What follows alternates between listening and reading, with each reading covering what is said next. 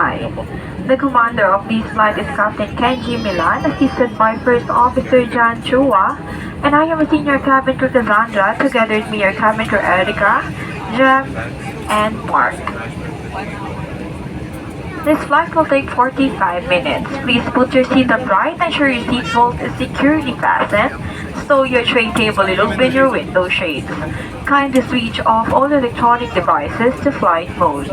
Smoking and vaping are strictly prohibited. E-cigarettes are to be switched off and batteries removed. The charging and usage of e-cigarettes are strictly prohibited.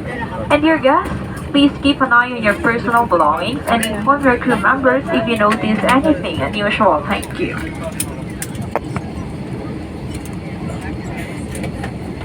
Magandang umaga at maligayang pagdating sa AirAsia. Ito po ang AirAsia Flight 215 patungong Katiklan, Boracay.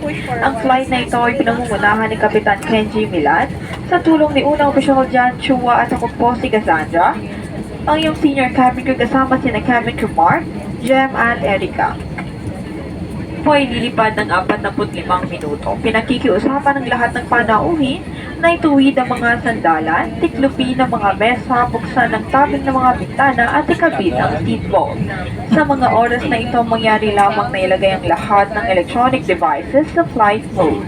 Para sa kaalaman ng lahat, ang paninigarilyo kabilang ang paggamit ng e-cigarettes sa flight ng AirAsia ay mahigpit na ipinagbabawal. Maraming salamat po.